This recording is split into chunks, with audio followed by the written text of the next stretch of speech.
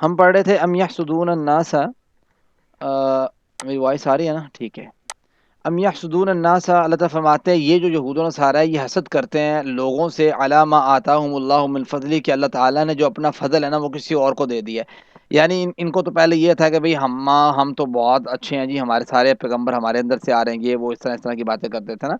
تو اللہ تعالیٰ نے اگر کسی کے اوپر کوئی نعمت عطا کی ہو نا، کسی کو کوئی نعمت، تو اس کو نہ تو حسد کرنا ہے اور نہ ہی اس کو کیا کرنا ہے، بغض کرنا ہے اور نہ بخل کرنا ہے۔ فقط آتے نا علی ابراہیم الکتاب، اللہ تعالیٰ فرماتے ہیں کہ بھائی یہ تو میں نے علی ابراہیم میں رکھی ہے نا بات، پہلے اسحاق کی اولاد سے تھی، آج اب اسماعیل کی اولاد سے اللہ تعالیٰ نے بھیج دی ہے۔ الکتاب، کتاب، والحکمت، اور حکمت، وآتیناہم ملکا عظیما، اور ہم نے دیکھو کتنی زبردست بادشاہت جو ہے وہ علی ابراہیم کو دی ہے۔ آپ کو پتہ ہے جناب سلیمان اور جناب داؤد علیہ السلام کے بارے میں، علیہم السلام کے بارے میں آپ لوگوں نے واقعات پڑھے ہیں یا نہیں پڑھے؟ اس میں آپ نے دیکھا ہوگا کہ جناب داؤد کو اور جناب سلیمان کو اللہ تعالیٰ نے کیسی بادشاہت عطا کی ہے۔ تو گویا اس واتینہ ملک نظیمہ سے اس کی جانب تھوڑا سا اشارہ ملتا ہے۔ آگے اللہ فرماتے ہیں فمنہم، تو ان میں سے کچھ ایسے ہیں، من آمن، جو ایمان لایا، بھی اس پر، ومنہم من صد عن، ان میں سے کچھ ایسے ہیں جو رک گیا اس سے۔ یعنی یہ جو یار پہلے اللہ تعالیٰ نے انبیاء بھیجے اتنے سارے، ان پہ تم نے کتنا کوئی ایمان لے کے آئے ہو؟ تم میں سے بہت سے ایسے تھے جو ایمان نہیں لے کے آئے، بہت سے ایسے تھے جو ایمان لے کے آئے۔ وقفا بھی جہنم سعیرا، اور اللہ تعالیٰ نے جہنم کی بھڑکتی ہوئی آگ تمہارے لیے تیار کر رکھی ہے۔ اگلی آیت مبارکہ بڑی انٹرسٹڈ ہے، اللہ تعالیٰ فرماتے ہیں دیکھیں بھائی، ان الذین، بے شک یہ یقیناً، الذین وہ لوگ جنہوں نے کفر و کفر کیا، بآیاتنا ہماری آیات کے ساتھ، سوف نصلیہم نارا، ان قریب ہم انہیں جہنم میں ڈالیں گے، کلما جب بھی، ناضجت پک جائے گی، جل جائے گی، جلودہم ان کی کھالیں۔ یہاں پہ جلود جمع ہے جلد کی، یعنی اللہ تعالیٰ نے جلد کا ذکر کیا ہے، گوشت کا، لحم کا ذکر نہیں کیا۔ اللہ تعالیٰ کہتے ہیں جب بھی جہنمیوں کی کھالیں جل جائیں گی، بدلناہم جلودا، ہم ان کی کھالوں کی جگہ اور کھالیں بدل دیں گے، غیرہا، جو اس کے علاوہ ہوں گے، لیذوق العذاب، تاکہ وہ عذاب کا مزہ چکھیں۔ انڈرسٹینڈ؟ اچھا، اب میں آپ کو ایک بات بتانا چاہتا ہوں، یہاں پہ سائنٹیفک فیکٹ بتانا چاہتا ہوں۔ آپ میں سے میرے خیال سے یہ بات ہوگی، بایو میں شاید ہوگی، اللہ تعالیٰ نے نا انسان کی جو جلد ہے نا اس کے کچھ حصے بنائے ہیں، پھر نیچے گوشت ہے، اگرچہ اس کو باریک کھال والا جانور کہا جاتا ہے انسان کو، لیکن اس کی باریک کھال میں بھی بڑی اللہ تعالیٰ نے گہرائی رکھی ہے۔ آپ میں سے یہ شخص کون کوئی شخص جانتا ہے کہ اللہ تعالیٰ نے جو ایک ہمارے اندر جو ہے نا وہ سسٹم رکھا ہے جو ہمارے مائنڈ تک پہنچتا ہے اور بتاتا ہے کہ بھئی آپ لوگوں کو درد فیل ہو رہا ہے، یہ کس جگہ پہ رکھا ہے؟ جلد کے اندر رکھا ہے یا گوشت کے اندر رکھا ہے؟ جی کس کو پتا ہے؟ اسکن میں۔ بالکل بالکل، یہ جلد کے اندر اللہ تعالیٰ نے رکھا ہے۔ اچھا، اب جلد کے بھی کئی پارٹ ہیں، 6 کو کیے جاتے ہیں لیکن بیسک 2 ہیں۔ ایک جلد کا حصہ ہوتا ہے جس کو ہم کہتے ہیں ایپیڈرمس پارٹ، ایک جلد کا حصہ ہوتا ہے جس کو کہتے ہیں ڈرمس پارٹ۔ جو ایپیڈرمس پارٹ ہوتا ہے نا وہ جلد کا بیرونی حصہ ہے، ٹھیک ہے، اور ڈرمس پارٹ جو ہے یہ اندرونی حصہ ہے۔ اب یہ جو بیرونی حصہ ہوتا ہے نا اس میں ہر وقت اللہ تعالیٰ نئے خلیے بنتے رہتے ہیں، ٹھیک ہے، اور پرانے جو ہے وہ گرتے رہتے ہیں۔ آپ نے کبھی فیل کیا ہوگا کہ کسی شخص نے بنیان پہنی ہو صبح ٹائم نا، اور اگلے دن جب وہ صبح ٹائم نہانے کے لیے اتارے اور وہ دیکھے بنیان کو، اس پہ جو ہے نا کچھ اس کو فیل آتا ہے کہ یار یہاں پہ ایسے جیسے کچھ چھوٹے چھوٹے نا سیلز موجود ہیں، ٹھیک ہے، اور یہی ہوتا ہے، یہ سیلز ہی ہوتے ہیں دوبارہ یہ پروڈکٹ کرتے ہیں، اسی سیلز کی وجہ سے ہی ہوتا ہے نا یہ، کہ جو معمولی سا زخم ہوتا ہے ہمارے جسم کے اوپر وہ اللہ تعالیٰ اس کو پور کر دیتا ہے۔ انہی کی وجہ سے اللہ تعالیٰ جو ہے نا وہ آیوڈین کہیں پہ لگی ہو یا مہندی وغیرہ گرلز لگاتی ہیں تو آہستہ آہستہ آہستہ آہستہ وہ مہندی اترتی جاتی ہے۔ یہ اللہ تعالیٰ نے جو ایپیڈرمس پارٹ ہوتا ہے نا وہ چینج ہوتا رہتا ہے، تبدیل ہوتا رہتا ہے، پرانے خلیات اترتے رہتے ہیں، نئے خلیات اوپر آتے رہتے ہیں، یہ ایک پورا پروسیس ہے جو اللہ تعالیٰ نے چلایا ہوا ہے۔ اور ایک جلد کا پارٹ ہے اندرونی جس کو ڈرمس پارٹ کہتے ہیں۔ اللہ تعالیٰ نے نا یہ جو ڈرمس پارٹ ہے نا اس کے اندر خلیے رکھے ہوئے ہیں، خلیے ایسے ہیں کہ وہ جا کے پیغام رسانی کا کام کرتے ہیں، جا کے پیغام دیتے ہیں کہ یہاں پہ آپ کو درد فیل ہو رہا ہے، یہاں پہ آپ کو کسی چونٹے نے کاٹا ہے، یہاں پہ آپ کو جو ہے نا وہ کوئی سرنج لگائی گئی ہے، یہاں پہ اس طریقے سے، ٹھیک ہو گیا۔ آپ اندازہ کریں انسان کا جو گوشت ہے نا، جب سرنج لگائی جاتی ہے نا تو اس کو صرف اس کی جو اوپر والی جلد ہے نا اس میں درد ہوتا ہے. گوشت کے اندر جو سرنج اگر لگ جائے نا، اندر اندر چلے جائے اور آگے کرتے جائیں تو سرنج اس کی وجہ سے آپ کے گوشت کے اندر لگنے کی وجہ سے آپ کو درد فیل نہیں ہوگا. یہ حقیقت ہے. کبھی ڈاکٹر کے پاس جاؤ نا اور کوئی جسم کا کوئی حصہ جل جائے تو ڈاکٹر چیک پتہ کیسے کرتا ہے؟ ڈاکٹر چیک کیسے کرتا ہے کہ وہ دیکھتا ہے جل گیا ہے؟ جی ہاں جی جل گیا ہے. ڈاکٹر سرنج پکڑتا ہے یا کوئی چیز پکڑتا ہے، وہ نا اس کے اوپر لگاتا ہے.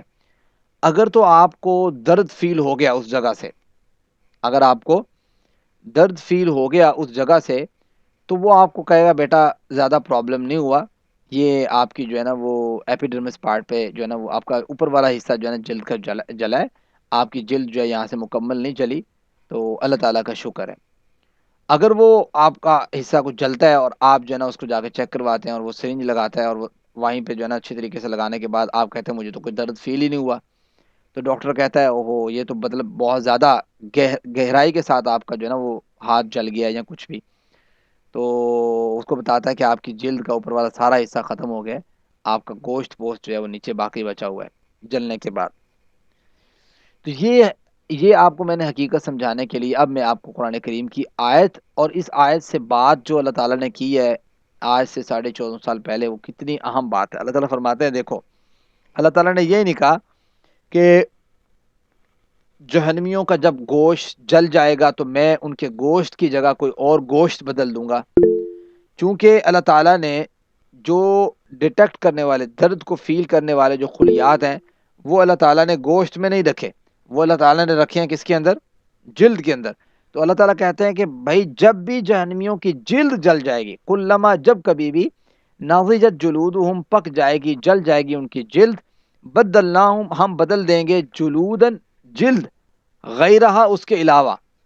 بھائی جلد کیوں بدلیں گے؟ یہ بھی اللہ تعالیٰ نے خود بتایا ہے. اللہ تعالیٰ فرماتے ہیں لیذوقوا تاکہ وہ چکھیں، تاکہ ان کو درد فیل ہو. مطلب یہ ہوا کہ چکھنا، درد فیل ہونا، ڈیٹیکٹ ہونا، یہ کس کا کام ہے؟ جلد کا، جس نے عذاب کو فیل کرنا ہے. اس وجہ سے اللہ تعالیٰ نے جہنمیوں کی جو ہے وہ کھال کو تبدیل کر دینا ہے جب ایک کھال جو ہے وہ جل جائے گی، ایک جلد جب جل جائے گی. ٹھیک ہو گیا؟ اب آپ دیکھیں سبحان اللہ، اللہ تعالیٰ نے کس بہترین انداز کے ساتھ جو ہے ایک ایسا، میں کہتا ہوں کہ دیکھیں آپ ایک چیز ذہن میں رکھنی ہے ہمیشہ، کنسیپچل چیز ہے، وہ یہ کہ قرآن کریم کی اس بات کے بارے میں سائنس نے بھی جب تحقیق کی تو سائنس کی اس معاملے میں تحقیق کو سراہا جا سکتا ہے قرآن کریم کی وجہ سے. ایسے ہی ہونا چاہیے نا، مسلمان تو یہی کہے گا نا، ایمان والے بندے اس کو یہ کہنا چاہیے کہ بھائی سائنس کی جو تحقیق ہے ڈرمس اور ایپیڈرمس اور جلد کے معاملے میں، تو اس کو سراہنا چاہیے قرآن کریم کی اس آیت مبارکہ کی وجہ سے کہ قرآن کریم اس چیز کو پہلے منشن کر چکا ہے. ان اللہ کان عزیزا حکیما، اللہ تعالیٰ جو ہے بہت زبردست اور بہت حکمت والا ہے. اگلی آیت مبارک ہے، اس میں میں آپ کو ایک چیز بتانا چاہتا ہوں. اللہ کے رسول صلی اللہ علیہ وسلم کا فرمان ہے، مسند احمد میں موجود ہے، اس کی سند درست ہے. فرمایا کہ بھائی جہنمیوں کا اللہ تعالیٰ نے جسم قیامت کے دن اتنا بڑھا دے گا، اتنا بڑھا دے گا کہ کافر کے کان کی جو کومپل ہے نا، کومپل سمجھتے ہیں؟ کون سمجھتا ہے کومپل؟ مجھے ذرا بتائے، کان کی کومپل کیا ہوتی ہے؟ جی سہیل. سر کان کی لوچ جسے کہتے ہیں. جی بالکل، کان کی لو جسے کہتے ہیں نا اسی کومپل بولتے ہیں. اللہ کے سننا کہ کافر کے کان کی کومپل، کافر کے کان کی لو جو ہے جہاں پہ کانٹے پہنتی ہیں عورتیں، ایسے سمجھ لیں، اور کندھے کے درمیان 70 سال کا فاصلہ ہوگا. بات سمجھتے؟ اتنا مطلب کافر کا جسم بڑھا دیا جائے گا. اور نبی کریم صلی اللہ علیہ وسلم کا صحیح مسلم میں حدیث مبارک ہے کہ کافر کی داڑھ احد پہاڑ کے برابر ہوگی اور اس کی جلد کی موٹائی 3 دن کے فاصلے کے برابر ہوگی. 3 دن کا فاصلہ. تو یعنی اللہ تعالیٰ نے اس کی جلد کو اتنا موٹا کر دیا، اس کی جلد اتنی بڑھا دینی ہے کہ درد اس کو صحیح طریقے سے فیل ہو. اللہم لا تجعلنا منہم، اللہ تعالیٰ ہمیں ایسے لوگوں میں سے نہ کرے. اللہ تعالیٰ کے فرماتے ہیں والذین آمنوا، یقیناً وہ لوگ جو ایمان لے کے آئے، وعملوا الصالحات، اور نیک اعمال کیے۔ دیکھو ایمان میں تینوں چیزیں شامل ہیں، نیک اعمال بھی شامل ہیں۔ ایمان کس چیز کا نام ہے، کون بتائے گا؟ ہم پہلے پڑھ چکے ہیں کافی دفعہ۔ ایمان تین چیزوں کا نام ہے، تو بتانا چاہے گا؟ نمبر 1، اقرار باللسان، زبان سے اقرار کرنا۔ دوسرا، تصدیق بالقلب، دل سے تصدیق کرنا، جو زبان کہتی ہے وہی آپ کا دل کہے۔ منافقانہ روش نہ ہو کہ اوپر سے مسلمان ہے، اندر سے دل کہتا نہ نہ نہ، شک میں ہے، نہیں۔ اقرار باللسان و تصدیق بالقلب و عمل بالجوارح، نیک اعمال بھی کرنے ہیں، یہ ایمان میں شامل۔ لیکن اللہ تعالیٰ نے نیک اعمال کی حیثیت اور وقعت کو ثابت کرنے کے لیے، بیان کرنے کے لیے الگ سے کہا کہ وعملوا الصالحات، بھئی نیک اعمال بھی کریں۔ سندخلهم جنات تجری من تحت الانہار، تو اللہ تعالیٰ ایسے لوگوں کو جنات میں، باغات میں داخل کرے گا، باغات بھی ایسے کہ جن کے نیچے سے نہریں بہتی ہیں۔ یہ بھی اللہ تعالیٰ نے ایک تشبیہاً بات کی ہے کہ پتہ نہیں اس کا کیا سٹائل ہے، کیا طریقہ کار ہے۔ خالدین فیہا ابدا، یہ لوگ جو ہے ہمیشہ اس میں رہیں گے۔ لہم فیہا ازواج مطہرہ، اللہ تعالیٰ نے اس جنت میں ان کے لیے بیویاں بھی پاکیزہ رکھی ہوں گی، بیویاں بھی پاکیزہ رکھی ہوں گی۔ وندخلہم ظلا ظلیلا، اللہ تعالیٰ فرماتے ہیں ہم داخل کریں گے انہیں گھنے سائے والے جنت میں۔ ایون اللہ کے رسول کا ایک فرمان میں آپ کے سامنے رکھتا ہوں، گھنے سائے سے، جو مجھے یاد آ رہا ہے، صحیح بخاری میں ہے، جناب ابو ہریرہ اس کے راوی ہیں، فرمایا اللہ کے رسول نے جنت میں نا ایک ایسا درخت ہے جس کے سائے میں سوار 100 برس تک چلے، 100 برس تک، پھر بھی اسے طے نہ کر پائے گا، اتنا لمبا درخت ہے۔ اس کو بعض حدیث میں آتا ہے کہ اس کو شجرۃ الخلد کہا جاتا ہے، کہ وندخلہم ظلا ظلیلا۔ آخری آیت ہے جو ہم نے آگے آج پڑھنی، نہیں آخری نہیں، سوری، 2 آیتیں پڑھنی آگے۔ ایک ہے ان اللہ، بے شک اللہ تعالیٰ یأمرکم، حکم دیتا ہے تمہیں، ان تؤدوا الامانات، کہ تم ادا کرو امانتوں کو، الی اہلیہ، ان کے اہل کی طرف۔ بھئی امانت کو ادا کرنا بے حد ضروری عمل ہے، اور نبی کریم صلی اللہ علیہ وسلم نے منافق کی جو نشانیاں بتائی ہیں 3، اور کچھ روایات کے مطابق 4، اس میں نبی کریم صلی اللہ علیہ وسلم نے امانت کو بطور خاص مینشن کیا ہے۔ اللہ کے رسول نے فرمایا کہ بھئی دیکھو، منافق شخص وہ ہوتا ہے جو امانت میں خیانت کرتا ہے، بات سمجھتے؟ امانت میں خیانت کرتا ہے، اور جب اللہ تعالیٰ ایک تو امانت میں خیانت کرتا ہے نا، دوسرا جب بھی بات کرتا ہے جھوٹ بولتا ہے، جب بھی وعدہ کرتا ہے وعدہ خلافی کرتا ہے، اور چوتھی نشانی کہ جب بھی اس کا جھگڑا کسی کے ساتھ ہوتا ہے نا تو اس کے منہ سے ہمیشہ پہلے گالی نکلتی ہے، وہ گالیاں دیتا ہے، بہت زیادہ گالیاں دینے والا شخص جو ہے یہ بھی منافق شخص ہے۔ تو نبی کریم صلی اللہ علیہ وسلم نے یہ 4 چیزوں کو اسپیشلی مینشن کیا ہے کہ ہر شخص کو اس سے بچنا چاہیے۔ اور میں کہ دیکھو بھائی امانت کے معاملے میں بڑا خیال رکھنا ہے آپ لوگوں نے، امانت کو ادا کرنا ہے، ٹھیک ہے، جیسے کیسے بھی۔ اور امانت ایسی چیز ہے، آپ کو میں بات بتا دوں، کبیرہ گناہ ہے یہ۔ امانت ایسی چیز ہے کہ اگر آپ ادا نہیں کرتے نا، یا کوئی اس طرح امانت میں خیانت کرتے، تو آپ شہید بھی ہیں نا، شہید بھی ہیں، تب بھی آپ پکڑ جاؤ گے اللہ تعالیٰ کے پاس امانت کی وجہ سے، اتنا اہم معاملہ ہے۔ میں آپ کو ایک جو ہے نا حدیث مبارکہ سناتا ہوں، صحیح بخاری میں موجود ہے۔ حدیث کچھ اس طرح ہے، جناب ابو ہریرہ فرماتے ہیں کہ خیبر سے نا واپسی پر اللہ کے وسلم وادی القریٰ کی طرف روانہ ہوئے۔ جب وہاں پہنچے تو آپ کا ایک غلام تھا مدعم، آپ وسلم کی اونٹنی سے نا پالان اتار رہا تھا۔ پالان سمجھتے ہیں نا، وہ بیٹھنے کے لیے جو یوز کرتے ہیں، کہ اسے ایک اندھا تیر لگا، یعنی کہیں سے ایسے تیر آیا، اس کو لگ گیا، جس نے اسے قتل کر دیا۔ لوگوں نے کہا اسے جنت مبارک ہو، تو رسول اللہ صلی اللہ علیہ وسلم نے فرمایا ہرگز نہیں، اس ذات کی قسم جس کے ہاتھ میں میری جان ہے، وہ چادر جو اس نے خیبر کے دن غنیمتوں میں سے لی تھی، جو ابھی تقسیم نہیں ہوئی تھی، اس پر آگ بن کر شعلے مار رہی ہے۔ اللہ علیہ وسلم کو وحی کے ذریعے بتلا دیا گیا نا کہ یہ پرابلم ہوا ہے ان کے ساتھ۔ تو مطلب یہ ہے کہ یہ امانت میں خیانت تھی، کہ وہ سارا مال امانت تھا ایک، اور وہ جانا تھا ایک جگہ پہ، وہاں سے ایک چادر صرف چرائی، اور اس چادر نے ان کی شہادت کو قبول نہیں کیا۔ اب دیکھ لیں، وہ جو ہے نا ان کے لیے جو ہے نا وہ عذاب کا باعث بن گئی۔ اس وجہ سے امانت میں خیانت کرنا، اس کو تو سمپل سمجھے ہی نہیں نا۔ عبداللہ ابن عمر رضی اللہ عنہما سے روایت ہے کہ رسول اللہ فرمایا کہ شہید کے لیے ہر گناہ معاف کر دیا جاتا ہے سوائے قرض کے، قرض معاف نہیں ہوتا، بات سمجھ رہے ہیں؟ اور ایک حدیث مبارکہ میں ہے کہ جناب ابو ہریرہ اس کے راوی ہیں، فرماتے ہیں کہ رسول اللہ کہ جو شخص لوگوں کے اموال لے، مال لے نا کسی سے، اور ان کی ادائیگی کا ارادہ رکھتا ہو، ہم کیا کرتے ہیں، ہم کسی سے لیتے ہیں، ہم کہتے ہیں یار یار مجھے جو ہے نا وہ 500 دینا، کل دے دوں گا، اور لینے والے کو اس بات کا پتا ہوتا ہے کہ بھائی کل میں ادھر کیا میرے پاس مشین لگی ہوئی ہے، کل جو میرے پاس پروڈیوس ہو جائیں گے، یعنی اس کو پتا ہے کہ میرے پاس کل کہیں سے آنے نہیں ہے، اس کو اس چیز کا پتا ہے، لیکن جان بوجھ کے جھوٹا وعدہ کرتا ہے. ایک بندے سے اس کی امانت لی، ایک قسم کے اس سے پیسے، اس کی امانت ہے نا اس کے پاس، اس سے جھوٹی بات کر دی کہ یار کل میں تجھے دے دوں گا. اس کو پتا ہوتا ہے، دل اس کا جانتا ہے کہ میں نے اس کو لارا لگانا ہے 2 4 دن، 5 دن، 1 مہینہ، 1.5 مہینہ، لیکن اوپر سے صرف جھوٹ بولتا ہے اس کے ساتھ کہ میں تجھے کل دوں گا. اس میں جھوٹ بھی ہو گیا، اس میں امانت میں خیانت بھی ہوگی، اس میں وعدے میں وعدہ خلافی بھی ہوگی. دیکھ رہے ہیں ایک ہی کام سے اس نے کیا کیا، سارے منافق نفاقانہ جو ہے نا عمل کر لی اس نے. یہ بہت بڑا ایک قسم کا جو ہے نا وہ ایسا سمجھ لیں کہ گناہ اور معصیت بن جاتی ہے. نبی کریم نے فرمایا کہ انسان جو شخص لوگوں کے اموال لے نا اور ان کی ادائیگی کا ارادہ رکھتا ہو، تو اللہ تعالیٰ نا وہ شخص فوت بھی ہو جائے نا، اگر ادائیگی کا ارادہ ہے اس کے پاس پیسے ہے، اس نے کہا جیسے آئے میں نے اس کو دینے ہیں، رسپانسبلٹی ہے بھائی. جیسے ایک عقل مند اور دانا شخص کے لیے ہونا بھی یہی چاہیے کہ اس کو یار پتہ ہے کہ جب میں نے دینے ہی دینے، آج دینے، کل دینے، پرسوں دینے، میرے پاس جب آئے. میں نے کچھ لوگوں کو دیکھا ہے، اگر آپ بھی آبزرو کریں گے آپ کو بھی ایسے لوگ ملیں گے، ان کے پاس یہ ہوتا ہے کہ وہ مال کسی سے لیا ہے نا، ان کے پاس پیسے موجود ہوں گے، وہ دے بھی سکتے ہیں 1 مہینے بعد، 5 دن بعد، 10 دن بعد دے سکتے ہیں. لیکن پرابلم یہ ہے کہ وہ گھر میں کھائیں گے، پیئیں گے، باہر عیاشی یہ وہ سب چل رہا ہے، لیکن وہ کسی کا قرض واپس نہیں کریں گے.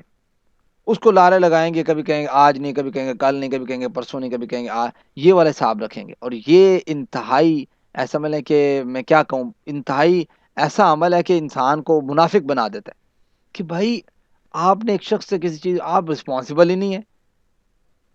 میں حیران ہوتا ہوں کہ بھئی آپ کسی سے قرض لیں اور آپ کو سکون کی نیند آ رہی ہو، پیسے بھی آپ کے پاس موجود ہو، تو پھر بھی نہ دو انہوں، پھر بھی تو سکون نہ سوتے ہو. ایسا نہیں ہو سکتا. مومن بندے کی یہ شان نہیں ہے. کسی سے لیں آپ قرض، اگر آپ کے پاس اولین جیسے ہی آپ کے پاس آتے ہیں فوراً آپ ریٹرن کریں. آپ خود جو ہے وہ بچت کر لیں، خود جو ہے نا وہ نارمل انداز سے کھا پی لیں. میں نے آپ کو کہا تھا نا کفایت شعاری جو ہے نا یہ بہت بڑی نعمت ہے اللہ تعالیٰ کی، اور انسان کو اللہ تعالیٰ سے مانگنی چاہیے کہ اللہ تعالیٰ مجھے کفایت شعار بنا، کہ میرے پاس جتنا مال موجود ہے، جتنے پیسے موجود ہیں، جتنی چیز موجود ہے، اس کے اندر ہی مجھے الحمدللہ کہنے کی توفیق دے. یہ بہت بڑی چیز ہے. تو اللہ تعالیٰ فرماتے ہیں ان اللہ یأمرکم ان تؤدوا الامانات، کہ بھائی آپ لوگ جو ہیں جب کسی سے امانت لو نا، اس میں آپ لوگوں نے سستی نہیں کرنی، ان کی امانتوں کو آپ نے واپس لوٹانا ہے. جس حد تک جلدی ہو سکے، جس حد تک ممکن ہو سکے آپ ان کی امانت کو ان تک واپس پہنچاؤ. اور نبی کریم صلی اللہ علیہ وسلم کے اس بارے میں کثرت کے ساتھ فرامین موجود ہے. آگے فرمایا کہ وَإِذَا حَكَمْتُمْ، جب فیصلہ کرو تم، بین الناس، لوگوں کے درمیان، ان تحکموا بالعدل، کہ تم فیصلہ کرو عدل کے ساتھ. اب کیا ہوتا ہے، وہ کہتا ہے یار یہ میرا یار ہے، اس کو میں کہتا ہوں، مطلب بیٹھے ہوئے ہیں دو چار ایک مجلس میں، تو انصاف کے ساتھ فیصلہ نہیں کرنا، جان بوجھ کے کیا کرنا ہے، غلط فیصلہ کر دینا ہے. یہ ایک عام جملہ ہے ہر ایک کے لیے، اور ہر بندہ رسپانسبل ہے جہاں پہ اس کو جو ہے نا فیصل دان بنایا جاتا ہے، جہاں پہ اس کو منصف بنایا جاتا ہے، جہاں پہ اسے جج بنا دیا جاتا ہے، جہاں پہ اس کو کہا جاتا ہے یار آپ بتاؤ یار یہ بات، وہ دو بندے آ جاتے ہیں فریقین، آ کے کہتے ہیں کہ یار یہ دیکھو یہ بات نا میں نے اس طرح کہی ہے بھائی کو، بھائی نے اس طرح کہا ہے، مجھے بتاؤ کہ درست کون بات کر رہا ہے، آپ انصاف کے ساتھ بتاؤ. اب نفاق اور منافق شخص وہ ہے جو یہ کام کرے کہ اپنے ساتھی کا، اپنے دوست کا، اپنے اہل و عیال کا، اپنے قریب بندے کا ساتھ دے جائے حالانکہ وہ غلط ہو. آپ کو میں نے کئی دفعہ واقعہ سنا ہے، جناب علی کا واقعہ بڑا مشہور ہے رضی اللہ تعالیٰ عنہ. اس طریقے سے جناب عمر رضی اللہ تعالیٰ کے بارے میں بھی ایک دو واقعات موجود ہیں. اور جناب علی کا آپ نے زرہ کا واقعہ سنا ہوگا کہ یہودی شخص آیا ہے قاضی کے پاس، قاضی مسلمان ہے، فیصلہ کرنے والا مسلمان ہے، اور جناب علی رضی اللہ تعالیٰ عنہ وقت کے حاکم ہے، خلیفۃ المسلمین ہے، اور دونوں کھڑے ہوئے ہیں عدالت میں، سامنے کھڑے ہوئے ہیں قاضی کے سامنے. قاضی جو اصول قاضی نے بنائے ہیں، جو اصول اسلام نے بنائے ہیں گواہوں کے، وہ گواہ موجود نہیں ہیں جناب علی کے پاس، اور اس ٹائپ کے گواہ بھی موجود نہیں ہیں، چونکہ اسلام کہتا ہے کہ گھر کی گواہی نہیں ہوتی. انہوں نے کہا، قاضی نے کہا بھائی گھر کی گواہی نہیں ہوتی، آپ کو میرے غلام ہے، میرا بیٹا ہے، ایسا نہیں ہے کہ اس سے پوچھو میری زرہ ہے یہ. تو صرف اصول کی بیس کے اوپر قاضی نے فیصلہ سنا دیا یہودی کے حق میں. میری بات سمجھتے ہیں؟ اس طرح ہوتا ہے وَإِذَا حَكَمْتُمْ بَيْنَ النَّاسِ، جب بھی تمہیں فیصلہ کرنے کا کہا جائے، اور یہ ایسی چیز ہے، یہ انصاف کرنا، آپ کا مانتوں کو لٹانا، یہ ایک اچھے مسلمان کی نشانی ہے۔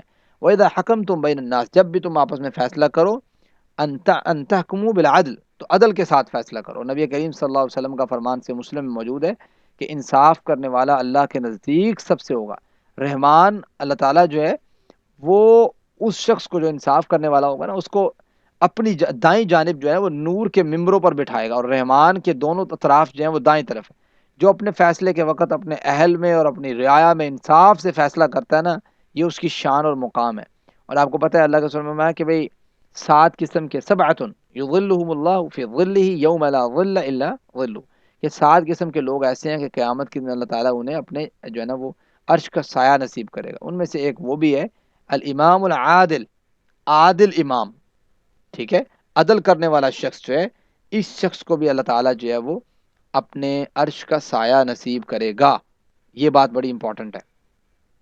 اللہ تعالیٰ یہ فرماتے ہیں ان اللہ نعمہ، بے شک اللہ تعالیٰ نعمہ بہت اچھی ہے، جو یعظکم، وہ نصیحت کرتا ہے تمہیں بھی اس کی۔ دیکھو بھائی یہ جو نصیحتیں تمہیں دونوں کی ہیں کہ بھائی امانتوں میں خیانت نہیں کرنی اور عدل کے ساتھ فیصلہ کرنا ہے، کتنی پیاری نصیحتیں، انسانیت کے لیے، معاشرے کے لیے۔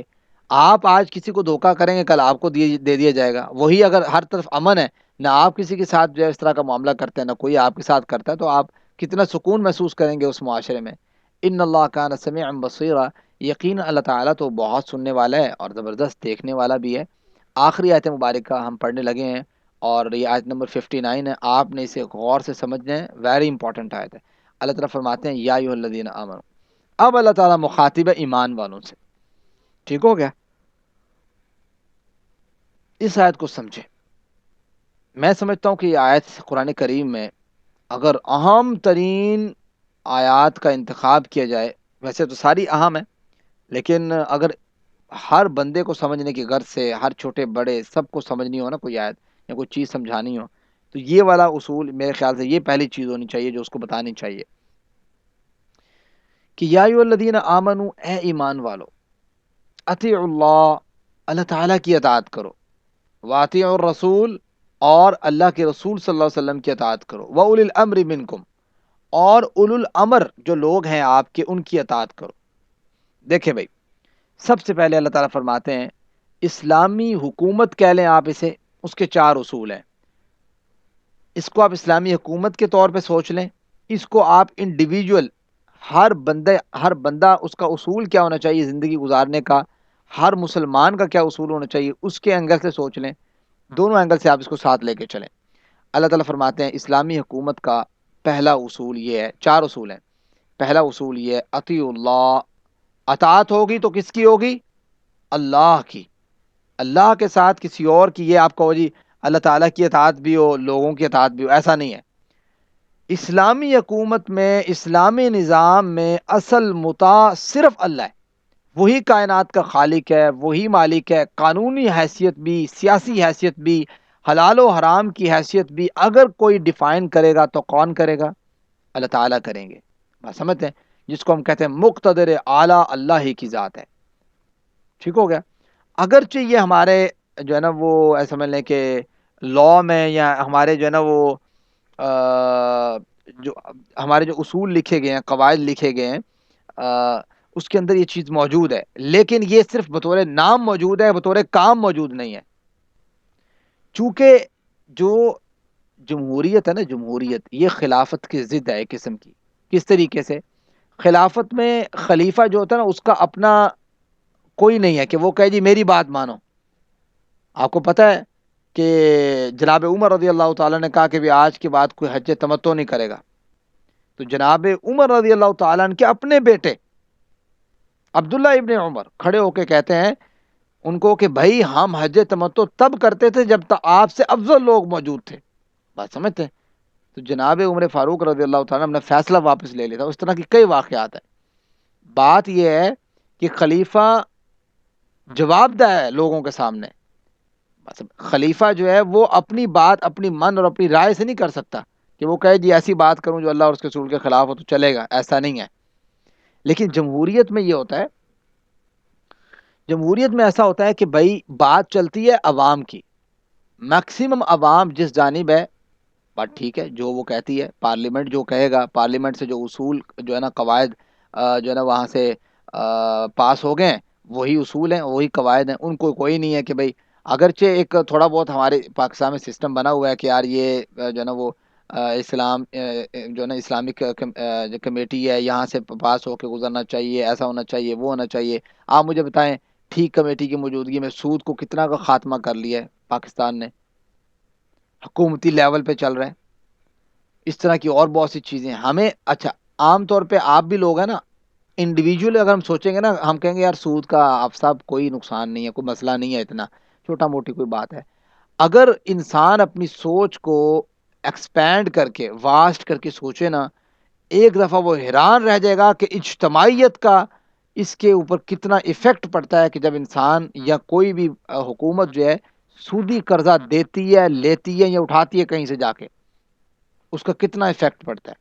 اور وہ اگر آپ غور و فکر شروع کر دیں تو آپ کہیں کمال اسلام نے اسے روکا، صحیح کیا بالکل۔ بس آپ اندازہ کریں ایک چھوٹا سا بچہ، ایک چھوٹا سا بندہ جو عام کاروبار کر رہا ہوتا ہے، وہ اگر سود پہ کوئی چیز اٹھا لیتا ہے نا، اور خدا نہ خواستہ اس کا کاروبار کسی وجہ سے مانج پڑ جاتا ہے، کوئی بندہ گھر کا بیمار ہو گیا، کسی کی ٹانگ ٹوٹ گئی، کوئی پرابلم کریٹ ہو گیا، اس کی جو حالت بنتی ہے نا اس 1.5-2 لاکھ کے سود لینے پہ، آپ اندازہ کریں وہ آپ اوپر والے لیول پہ لے کے جائیں، جب حکومتی لیول پہ اربوں خربوں پہ اٹھا رہے ہوتے ہیں تو اس کی حالت کیا بنتی ہوگی جب کوئی جو ہے نا ملک کا دیوالیہ نکلتا ہوگا یا کوئی ملک کا جو ہے نا اونچ نیچ ہوتی ہوگی۔ تو اللہ تعالیٰ نے ایسے نہیں روکا۔ اللہ تعالیٰ انفرادیت کے فائدہ نہیں دیکھتا کہ ہاں بھی ایک بندے کو مل گیا پیسہ چلو جی جان دو، نہیں، اجتماعیت کے فوائد دیکھے جاتے ہیں۔ یہ ڈیفائن بھی کون کرے گا کہ اجتماعیت کا فائدہ کس میں؟ اللہ تعالیٰ کرے گا۔ تو اسلام میں سب سے پہلی چیز ہے اطیع اللہ، اللہ تعالیٰ کی اطاعت، یہ اصل چیز ہے۔ اور نظام سیاست بھی یہاں سے شروع ہوتا ہے، اور عام انسان کے لیے بھی یہی ہے۔ میں نے آپ کو کہا تھا نا دو چیزوں سے، ایک سیاسی لیول سے دیکھیں اسے، دوسرا ایک عام لیول پہ دیکھیں۔ ہر بندے کو بھی چاہیے کہ وہ اطاعت کرے، کس کی؟ اللہ تعالیٰ کی۔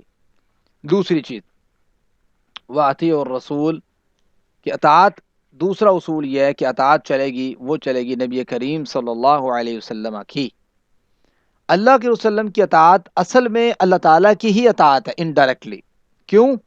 کیونکہ نبی کریم صلی اللہ علیہ وسلم کا خاصہ ہے جو دنیا کے کسی انسان کے پاس نہیں ہے۔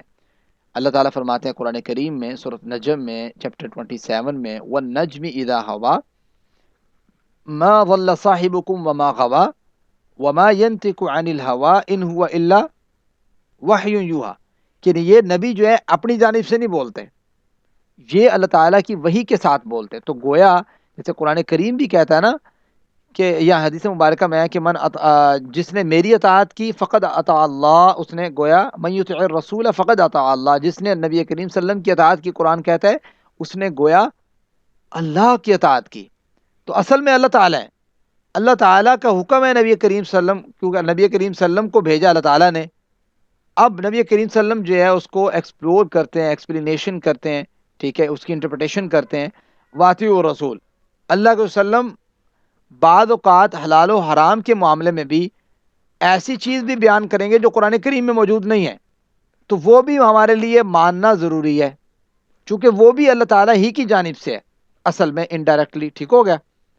تو یہ نہیں ہے کہ آپ کو کہ چونکہ یہ مسئلہ قرآن کریم میں نہیں ہے تو اس کو میں مانتا ہی نہیں ہوں۔ جیسے اب قرآن کریم میں یہ بات نہیں ہے کہ کوئی بھی شخص جو ہے، آپ پیچھے پڑھ کے آئے ہیں، اپنی بیوی کے ساتھ اپنی بیوی کی پھوپھی یا اپنی بیوی کی خالہ کو ایک ہی نکاح میں اکٹھا نہیں کر سکتا، یہ حدیث مبارکہ میں ہے۔ قرآن میں ہے کہ 2 بہنوں کو اکٹھا نہیں کر سکتا۔ تو ہم ایسا نہیں ہے کہ جو ہے نا وہ صرف 2 بہنوں کو اکٹھا کرنا ایک بندے کے نکاح میں بیک وقت گناہ سمجھتے ہیں، بلکہ حرام سمجھتے ہیں، بلکہ ہم تو اللہ کے وسلم کی حدیث مبارکہ کو بھی بعینی ویسے ہی مانتے ہیں اگر وہ صحیح سند کے ساتھ موجود ہے، جس طریقے سے ہم قرآن کریم کو مانتے ہیں۔ ہم حدیث مبارکہ کا انکار نہیں کرتے، چونکہ ایک اصول ہے کہ واطیعوا الرسول، اللہ کے وسلم کی اطاعت بھی کرنی ہے۔ وَأُولِي الْأَمْرِ مِنْكُمْ، تیسری چیز آ جاتی ہے اولی الامر ہے، یعنی جو تم میں بڑے ہیں، تمہارے والدین ہو گئے، تمہارے عزیز و اقارب ہو گئے، تمہارا بادشاہ ہو گیا، تمہارا استاد ہو گیا، آپ نے ان کی بات بھی ماننی ہے۔ اللہ اور اس کے رسول کی اطاعت میں تو کوئی مسئلہ ہی نہیں ہے نا۔ وہ تو سیکنڈ آپشن ہی نہیں ہے کہ آپ بات مانیں یا نہ مانیں، ایسا نہیں ہو سکتا، نہ ماننے والی بات ہی نہیں ہے، ماننے والی بات ہے۔ چونکہ اللہ کے وسلم معصوم عن الخطائیں، اور اللہ تعالیٰ کی بات ویسے اللہ تعالیٰ کی بات ہے، ٹھیک ہو گیا۔ لیکن وَأُولِي الْأَمْرِ مِنْكُمْ، جو آپ کے بڑے ہیں، ان کے معاملے میں کوئی معاملہ بن سکتا ہے۔ ممکن ہے کہ آپ کے والد آپ کو کوئی ایسی بات کی تلقین کر رہے ہیں جس میں اللہ تعالیٰ کہتے ہیں ایسے نہیں کرنا، ٹھیک ہے۔ آپ کے جو ہے نا وہ ٹیچر آپ کو کہتے ہیں کہ بھئی آپ نے یہ کام کرنا ہے، وہ اسلام کے خلاف ہے بالکل، یعنی اللہ تعالیٰ کی بات کے خلاف ہے۔ آپ کو کوئی حاکم وقت کوئی ایسا رول فالو کرنے کے لیے کہہ دیتا ہے جو اسلام کے بالکل جو ہے نا وہ متضاد ہے، تو آپ کیا کریں گے؟ وہ آپ بات ان کی مانیں گے؟ نہیں مانیں گے؟ نہیں مانیں گے۔ نبی کریم صلی اللہ علیہ وسلم سے اسی معاملے کے بارے میں بہت سی روایات بھی موجود ہیں۔ میں آپ کو ایک دو روایات سنانا چاہتا ہوں، مزے کی بھی ہیں، سیکھنے کو بھی بہت کچھ ملے گا۔ صحیح مسلم کی ایک حدیث ہے، بخاری میں موجود ہے، متفق علیہ روایت کہتے ہیں، یہ سب سے مضبوط روایت ہوتی ہے جو بخاری مسلم دونوں میں موجود ہو، جو محدثین کی اصطلاح کے مطابق۔ سیدنا علی رضی اللہ تعالیٰ عنہ کہتے ہیں کہ آپ صلی اللہ علیہ وسلم نے نا ایک لشکر روانہ کیا، اس کا امیر نا ایک انصاری عبداللہ ابن حذافہ کو مقرر کیا۔ لشکر کو کہا کہ بھئی آپ نے ان کی اطاعت کرنی ہے۔ اب لشکر کا امیر کیا ہے؟ وَأُولِي الْأَمْرِ مِنْكُمْ میں ہے نا، تو لشکر کو ان کی اطاعت کا حکم دیا۔ وہ امیر ان میں سے کسی بات پر نہ خفا ہو گیا، یعنی ناراض ہو گیا، اور ان سے پوچھا کیا رسول اللہ صلی اللہ علیہ وسلم نے تمہیں میری اطاعت کا حکم نہیں دیا تھا؟ لوگوں سے پوچھا۔ وہ کہنے لگے کیوں نہیں بھائی؟ امیر نے کہا اچھا تو ایسے کرو، ایندھن جمع کرو اور آگ جلاؤ۔ ایندھن جمع کیا گیا اور آگ کا جو ہے نا وہ الاؤ لگا دیا گیا بہت بڑا، اور پھر وہ بندہ کہتا ہے کہ آپ اب ایسے کرو، آپ سب لوگ جو میرے ماتحت ہو نا اس میں داخل ہو جاؤ آگ میں۔ انہوں نے لکڑیاں جمع کی، آگ جلائی، جب داخل ہونے کا ارادہ کیا تو ایک دوسرے کی طرف دیکھنے لگے۔ کسی نے کہا ہم نے رسول اللہ علیہ وسلم کی اطاعت ہی اس لیے کی ہے کہ ہم آگ سے بچ جائیں۔ بھائی ہم اطاعت کرنے کے بعد بھی جو آگ ہی میں جائیں تو پھر فائدہ، تو کیا اب ہم آگ میں داخل ہوں گے؟ اتنے میں آگ جو ہے وہ بجھ گئی اور امیر کا غصہ بھی ٹھنڈا ہو گیا۔ اس بات کا ذکر آپ صلی اللہ علیہ وسلم سے کیا گیا تو نبی کریم صلی اللہ علیہ وسلم نے فرمایا کہ اگر تم آگ میں داخل ہو جاتے تو اس سے تم کبھی نہ نکلتے، یعنی قیامت کے دن بھی پھر یہی حال ہونا تھا۔ اطاعت جو ہے انما الطاعہ بالمعروف، بھائی اطاعت جو ہے وہ معروف کاموں میں ہے، اطاعت اس کام میں کرنی ہے جو نیکی کا کام ہے۔ یعنی آپ کے والدین آپ کو کہتے ہیں یار میرے پانی لا دو، تو یہ پانی لا کے ان کو دینا یہ نیکی کا کام ہے۔ آپ کے والدین کہتے ہیں یار جاؤ فلاں کام ہے یہ کر کے آؤ، یہ کام کرنا نیکی کا کام ہے، یعنی آپ والدین کی بات مان رہے ہو، حرام کام تو نہیں کروا رہے نا۔ ہاں جب حرام کام کروائیں گے تو پھر کوئی ان کی اطاعت نہیں ہے، بدتمیزی بھی نہیں کرنی، اطاعت نہیں کرنی اس معاملے میں، ٹھیک ہے۔ انما الطاعہ بالمعروف، یہ اصول ہے کہ اطاعت جو ہے وہ صرف کس کاموں میں؟ صحیح کاموں میں۔ ایک اور آپ کو حدیث سناتا ہوں، وہ حدیث کچھ اس طرح ہے کہ یہ حدیث کا آپ کو ریفرنس بھی میں آپ کو بتا دیتا ہوں، بلکہ سیدنا عمر رضی اللہ تعالیٰ عنہ کے بارے میں، سیدنا عمر نے نا اپنے دور خلافت میں نا مسجد نبوی کی توسیع کا ارادہ کیا اپنے دور خلافت میں۔ آپ اندازہ کریں دور خلافت، عمر رضی اللہ تعالیٰ عنہ کی ہیبت۔ فرماتے ہیں کہ دور خلافت میں نا مسجد کی توسیع کا ارادہ کیا تو سیدنا ابی بن کعب کا مکان جو ہے نا وہ رکاوٹ بن رہا تھا، یعنی وہ جتنی توسیع چاہ رہے تھے نا اس کے اندر آ رہا تھا ابی بن کعب کا مکان۔ تو جناب ابی بن کعب سے جناب عمر رضی اللہ تعالیٰ نے کہا کہ بھائی انہیں مجبور کیا کہ وہ جائز قیمت لے کر مکان دے دیں جس طرح حکومت کرتی ہے، لیکن ابی بن کعب جو ہے وہ مکان کو فروخت کرنے پر آمادہ نہ ہوئے۔ حکومت بھائی بڑی تیز ہے، پتہ کیا کرتی ہے، وہ اس جگہ کا جو ریٹ ہوتا ہے نا، اب ظاہری بات ہے حکومت نے اپنے کاغذوں میں کامل کیا ہوتا ہے، وہ چیز 40,000 مطلب کیا ہوتا ہے، اصل میں اس کا ریٹ جو ہے ویسے بیچو اس کا ریٹ جو ہے وہ لاکھوں میں جا رہا ہوتا ہے، 2 4 5 5 لاکھ 6 لاکھ 3 لاکھ 4 لاکھ اس ماحول میں ہوتا ہے۔ وہ جا کے جو ہے نا وہ بیچارہ جو وہ بندہ ہوتا ہے جس کی زمین ہوتی ہے، انہوں نے جب کوئی وہاں پہ کوئی چیز بنانی ہو حکومت نے، اس کے ساتھ بڑی زیادتی والا معاملہ ہوتا ہے، اکثر یہ ہوتا ہے۔ اب یہ واقعہ سنیں آپ، اور آپ دیکھیں کہ خلیفہ یعنی خلافت میں اور مطلب جمہوریت میں فرق کتنا ہے۔ میں آپ کو کہتا ہوں نا کہ بھائی خلیفہ خلیفہ ہوتا ہے بھائی، اور جمہوریت کا حاکم حاکم الگ ہی ہوتا ہے۔ جمہوریت کا یہ D P O D C او بھی جو ہے نا وہ بھی ایسے بات کر رہا ہوتا ہے کہ بھائی جیسے میں کہتا ہوں ادھر اس سے بڑا کوئی بندہ ہی نہیں ہے، بات سمجھتے ہیں۔ اور یہ چھوٹے چھوٹے انسپیکٹر اور سب انسپیکٹر یہ بھی اس طریقے سے بات کر رہے ہوتے ہیں، ٹھیک ہے۔ وہ تکبرانہ مزاج اور گردن جو ہے نا وہ اڑی ہوئی، سب کی بات نہیں کر رہا، جو مخصوص لوگ ہیں جو اس طرح کا کام کرتے ہیں۔ جمہوریت میں یہ کام ہوتا ہے، جس کے پاس تھوڑی سی پاور آتی ہے اس کے تعلقات جو ہے بڑے بڑے جو ہے نا وہ جاگیرداروں کے ساتھ اور جو ہے نا جتنے فن خاں لوگ ہیں ان کے ساتھ ہوتے ہیں۔ ایک عام بندہ جو ہے اس سے بھاگتا ہے، وہ کہتا ہے بھائی عام بندے کو انصاف ملتا ہی نہیں ہے اس میں، جمہوریت کے نظام میں۔ آپ خلافت کے نظام میں آپ دیکھیں، جو میں واقعہ آپ کو بتا رہا ہوں نا، یقین مانے رول ماڈل ہے جناب عمر رضی اللہ تعالیٰ نے ابی بن کعب سے تھوڑا سا نا، جس طرح بندہ ایک ہوتا ہے نا، ظاہری بات ہے، عمر پھر عمر تھے، عمر رضی اللہ تعالیٰ نے اس حساب سے بات کی، انہوں نے ابی بن کعب سے تھوڑا سا نا کہا کہ بھی آپ جو ہے نا یہ مکان خالی کریں، اور جو آپ کا نارمل بنتا ہے اس کے حساب سے وہ آپ کو جائز جائز ہم قیمت دے دیتے ہیں۔ لیکن ابی بن کعب نے مکان فروخت کرنے کا ارادہ جو ہے نا نہیں کیا، انہوں نے کہا نہ میں نہیں فروخت کرتا، جاؤ۔ تنازع جو ہے وہ بڑھ گیا، تنازع بڑھ گیا۔ فریقین یعنی جن میں مدعی جو ہے وہ حکومت وقت امیر المومنین سیدنا عمر رضی اللہ تعالیٰ عنہ، اور مدعا علیہ جو ہے وہ سیدنا ابی بن کعب رضی اللہ تعالیٰ عنہ۔ سیدنا زید بن ثابت کو اپنا ثالث یعنی عدالت والا معاملہ بنانا منظور کیا، سیدنا زید بن ثابت کو بلایا۔ تنقیح طلب معاملہ یہ تھا کہ اسلام جو ہے وہ انفرادی ملکیت کو کس قدر تحفظ دیتا ہے۔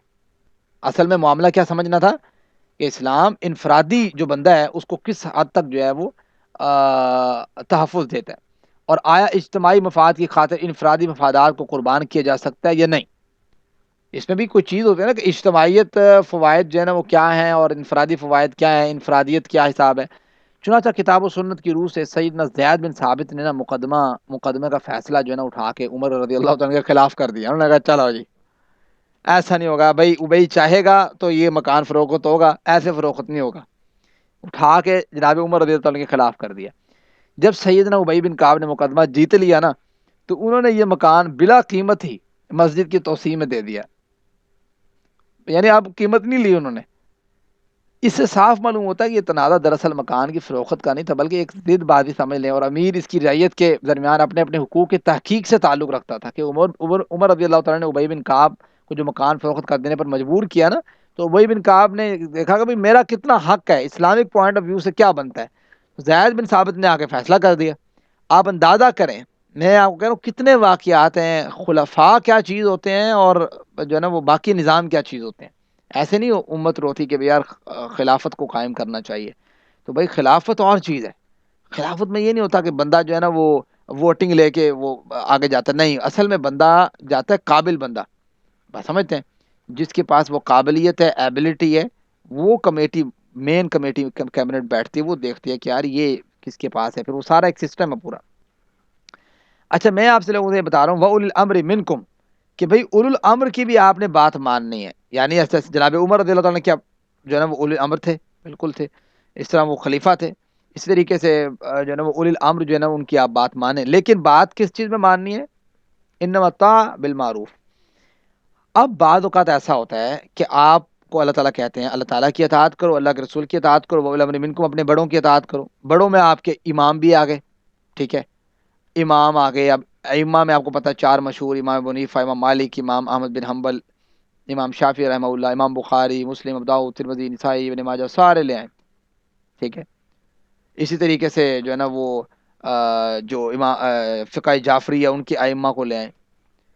اب بات یہ آ گئی، اللہ تعالیٰ کہتے ہیں کہ مسلمان کا یہ اصول ہونا چاہیے اطاعت اللہ کی، اللہ کے رسول کی، اولی الامر کی، ساروں کی عزت کرو، ٹھیک ہے، اولی الامر میں سب کی عزت کرو۔ سارے ائمہ ہمارے سر کے تاج ہیں، سارے ائمہ جو ہیں وہ ہماری آنکھوں کا نور ہیں، کیونکہ انہوں نے اللہ کے دین کے لیے جس طریقے سے انہوں نے کوشش کاوش کی ہے وہ یقیناً ایسی ہے کہ ہمارا کبھی کمپیریزن عام بندے کا ان کے ساتھ تو نہیں ہے، ٹھیک ہے، لیکن معاملہ وہی ہے۔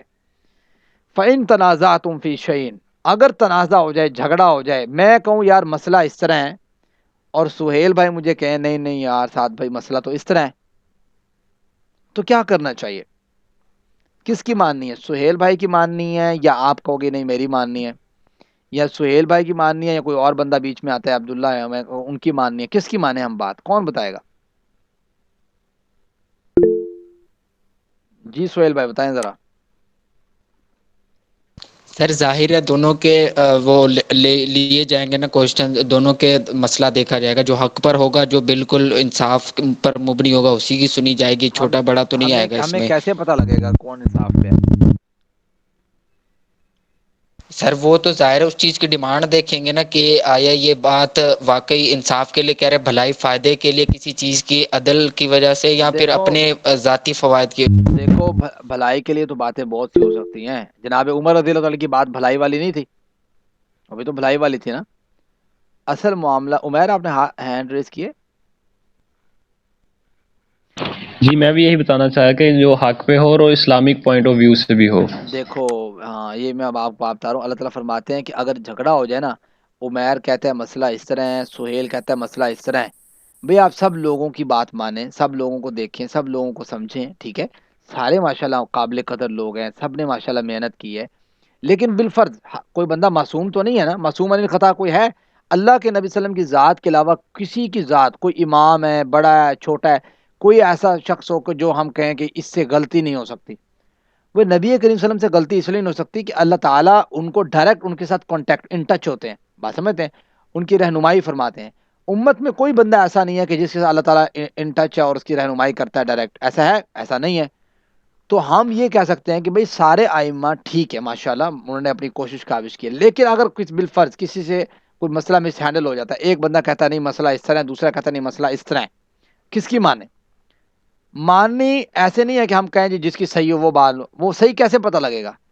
ریفرنس پوائنٹ کیا ہے ایک مومن کا؟ اللہ تعالیٰ فرماتے ہیں فَإِن تَنَازَعْتُمْ، اگر جھگڑا ہو جائے آپس میں، فی شیء، کسی معاملے میں بھی، فَرُدُّوهُ إِلَى اللَّهِ وَالرَّسُولِ، تو آپ نے اس جھگڑے کو لٹانا ہے کس کی جانب؟ اللہ کی جانب اور اس کے رسول کی جانب. دیکھنا ہے کہ بھائی اس معاملے میں اللہ تعالیٰ کا قرآن کچھ کہتا ہے یا نہیں کہتا، نبی کریم صلی اللہ علیہ وسلم کی آتھینٹک احادیث اس بارے میں ہماری رہنمائی کرتی ہے یا نہیں کرتی. اگر قرآن کریم اور آتھینٹک حدیث سے وہ مسئلہ سمجھ آ جائے تو ٹھیک، اگر وہ مسئلہ جو ہے نا وہ قرآن کریم اور حدیث مبارکہ میں نہ موجود ہو تو وہ مسئلہ مسئلہ ہی نہیں ہے، بات ختم. میری بات سمجھ رہے ہیں؟ یعنی ایک بندہ کہتا ہے کہ یار مثال کے طور پہ فجر کی رکعتیں 4 ہیں، سہیل کہتا ہے، عمیر کہتا ہے نہیں 2 ہیں، جھگڑا ہو گیا. میں آگے کہتا ہوں نہیں 3 ہے، تو ٹھیک ہے. اب ہم کیا کریں؟ اب ہم کہیں گے چلو ٹھیک ہے بھائی آپ سب لوگ ماشاءاللہ قابل قدر ہیں، ہم نے بندے سے تھوڑا لڑنا ہے کہ بھائی تو نے کیوں کہا کہ بھائی 3 رکھتے ہیں یا تو نے کیوں کہا 4 رکھتے ہیں. ہم نے بندے سے نہیں لڑنا، ہمیں بندے سے کوئی اختلاف نہیں ہے. ممکن ہے یار میں نے اگر 3 کہا مجھے پتا نہ ہو، یا میرے پاس کوئی حدیث نہ پہنچی ہو، کسی نے 4 کہا اس کو نہ بتاؤ. اب ہم نے یہ کرنا ہے کہ ہم نے دیکھنا یار قرآن کریم ذرا اٹھائیں کہ فجر کی کتنی رکھتے ہیں. اچھا اگر قرآن کریم میں موجود نہیں تو حدیث مبارکہ میں دیکھیں تو پتہ یہ لگا نبی کریم صلی اللہ علیہ وسلم نے 2 رکعتیں پڑھی ہیں اور فجر کی 2 رکعتیں ہیں. تو اب پھر اگر ہم مومن ہیں، ان کنتم تؤمنون باللہ والیوم الآخر، اگر تم مومن ہو اور یوم آخرت پر ایمان لے کے آتے ہو، اب ہم تینوں کو مسئلہ سمجھ آ گیا. مجھے پتہ لگ گیا کہ یار میں بھی غلطی پر تھا اور سہیل بھی غلطی پر تھا، عمیر جو ہے وہ درست بات کر رہا تھا. تو اب مجھے عمیر کی بات کو ایڈاپٹ کرنے میں کوئی ہیزیٹیشن نہیں ہونی چاہیے. میں کہوں میرے ابا جان تو 4 پڑھتے تھے، میرے امام نے تو یہ کہا ہے، میرے بندے نے تو یہ کہا ہے، میرے فلاں نے تو یہ کہا ہے. تو یہ کہنا ہی انسان کے ایمان کی کمی کا باعث ہے. انسان کا ایمان یہ ہونا چاہیے مومن کا کہ جیسے ہی اس کو پتہ لگے یار یہ قرآن کریم کہتا ہے، یہ اللہ کے رسول کا فرمان ہے، فلاں سے غلطی ہو سکتی ہے، اللہ اور اس کے رسول سے غلطی نہیں ہو سکتی، تو فوراً سے وہ کہتا ہے یار کوئی مسئلہ نہیں ہے، بالکل درست بات ہے کہ میں قرآن کی بات ماننے کا جو ہے نا پابند ہوں اور میں اللہ کے وسلم کی بات ماننے کا پابند ہوں. تو کیوں؟ کیونکہ مومن جو ہے فقط احکام الہی کا ہے پابند. ٹھیک ہو گیا؟ بات ختم کرتے ہیں. ذالک خیر، یہ بہتر ہے معاملے کے لحاظ سے، واحسن، اور زیادہ اچھا ہے تعویل انجام کے اعتبار سے. یعنی انسان غلط کاموں پہ عمل کرتا رہے، غلط کاموں کے پیچھے لگا رہے، اس سے بہتر ہے کہ انسان درست سمت میں جا کے اللہ اور اس کے رسول کی اطاعت کرے. اللہ تعالیٰ سے دعا اللہ تعالیٰ ہمیں عمل کی توفیق دے. کسی کا کوئی کوشچن ہے تو جلدی سے پوچھ لیجئے.